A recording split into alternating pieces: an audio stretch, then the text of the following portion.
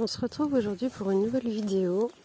Alors je viens aujourd'hui un petit peu pour travailler la terre. Donc je vais débâcher la première bâche que j'avais installée pour pouvoir préparer tout simplement la parcelle qui va accueillir la première culture, c'est-à-dire l'ail et les fèves. Et peut-être éventuellement, bon aujourd'hui j'aurai pas le temps, mais et aussi la culture de salade que je vais faire cette année sous bâche. J'ai une bâche tissée que je vais utiliser pour la salade. Donc voilà, premier travail à réaliser. Je vais commencer par vider un petit peu sa bâche pour pouvoir la débâcher.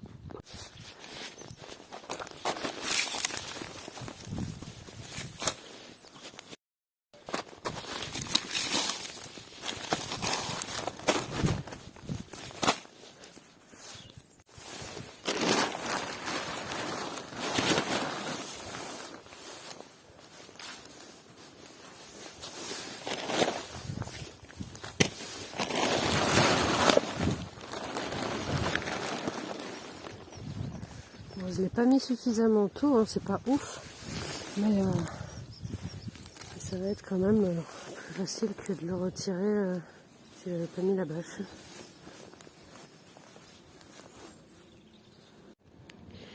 Et voilà pour...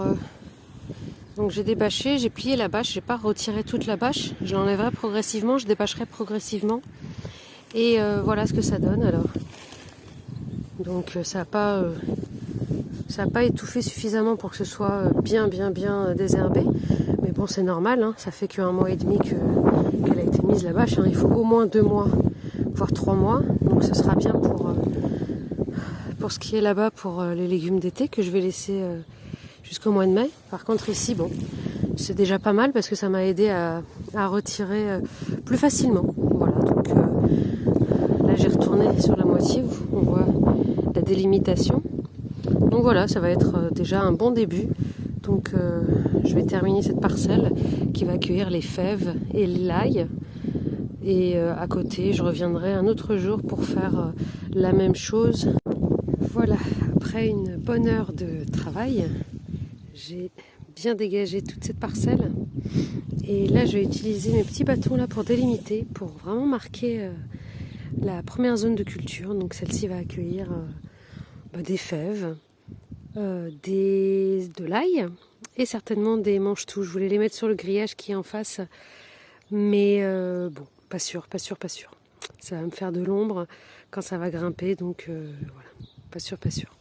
Donc c'est parti, je vais délimiter mon espace. Et voilà pour ma petite barrière qui me permet de délimiter le premier espace dans lequel je vais planter.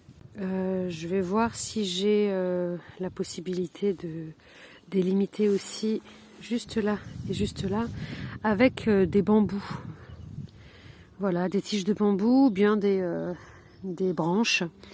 Voilà, pour vraiment délimiter un rectangle de culture. Voilà, donc ça je les ai récupérés dans le terrain. Donc voilà, je pense qu'on est bon pour planter. Donc la première parcelle est prête, on va pouvoir mettre l'ail. Et je vous retrouve donc quelques jours après où la deuxième parcelle qui est juste à côté, qui va certainement accueillir les laitues, les salades sur bâche, est prête également. Et d'ailleurs, comme vous pouvez le voir, j'ai déjà débâché, j'ai retiré une bâche que j'ai superposée sur l'autre parce que je vais débâcher celle-ci juste après. Mais bon là, du coup, on va pouvoir faire la plantation de l'ail tout simplement. Donc c'est parti pour les toutes premières plantations au potager. Donc je vous avais déjà montré, j'avais pris ça chez Lidl, il y avait une cagette à 1 €, il y avait beaucoup d'ail. Donc je les ai gardés pour pouvoir les planter. Et je vais prendre mon... Je ne vais pas avoir besoin de ça, mais voilà. Je vais prendre mon outil à main, et puis mon ail, et puis on part en terre.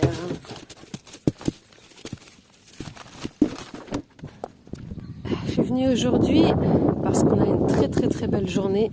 Il fait 14 degrés au soleil pour un 23 février, c'est plutôt pas mal.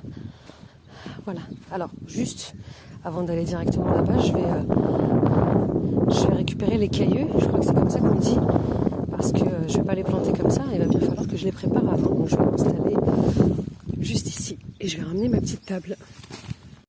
Pour la petite anecdote, je déteste l'ail depuis toujours, et ça fait quelques temps, mais vraiment quelques mois que je commence un petit peu à découvrir l'ail en cuisine. Je dis pas que j'aime ça, mais quand je le fais cuire, mais que ça cuit longtemps et beaucoup, l'odeur qui m'insupporte en l'ail disparaît, et puis le goût, effectivement, ça donne un goût différent à mes plats, mais sinon je déteste ça. Donc si je le fais, c'est parce que j'avais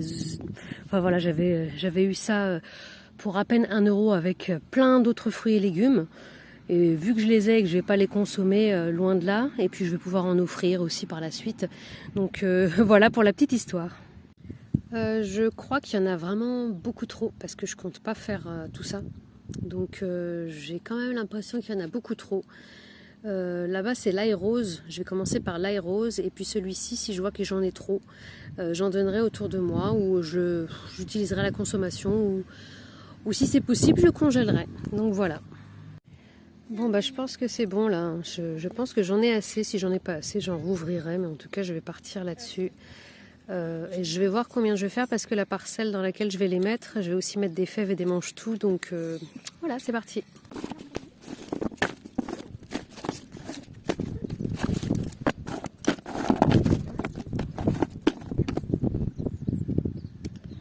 Ouais, ceux-là ils sont tout petits, je sais pas si je vais les mettre, on verra. Avant de planter mon ail, je vais dessiner ma parcelle, parce que à droite je vais mettre les mange-tout, vu qu'ils grimpent. J'ai pas envie qu'ils fassent de l'ombre au reste, donc je vais essayer de dessiner tout ça avant de commencer à planter l'ail. Ouais, parce que sinon je vais être complètement perdue. J'ai commencé par placer j'avais des barres comme ça en métal, donc j'en ai placé 2. Parce que j'ai le grillage tout à gauche, donc je peux en mettre un tout au bout. Et ça va être tout simplement la structure pour faire grimper les mange-tout. Voilà, je vais pouvoir mettre un filet et puis planter les mange-tout quand il faudra, donc dans la saison, pas tout de suite, je pense fin mars. Mais voilà, au moins la structure pour les mange-tout est prête. Je vais faire 2 lignes. Et voilà, ils sont au bout comme ça, ils feront pas d'ombre au reste de la planche de clôture. Voilà, j'ai délimité. J'ai mis des bâtons partout pour vraiment délimiter la parcelle. J'ai aéré le sol, la terre est prête. C'est parti pour la plantation de l'ail. Du coup, je pense que je vais faire une ligne ail rose et une ligne ail blanc.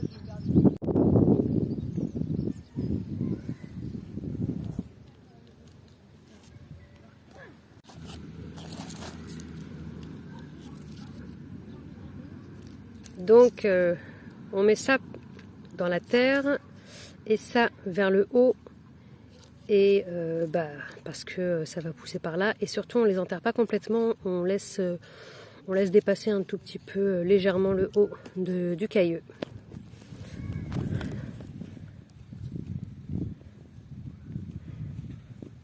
Et voilà, aussi simple que ça. C'est parti. De la visite. Coucou toi. Et voilà pour mon ail rose. Comme vous pouvez voir, on voit quand même le bout, hein. C'est pas totalement enterré. J'ai délimité ici avec mes petites tiges vertes, parce que à partir des tiges vertes, ça va être de l'ail blanc. J'avais pas énormément d'ail rose, mais c'est largement suffisant pour quelqu'un qui n'aime pas l'ail. Voilà, c'est parti pour l'ail blanc.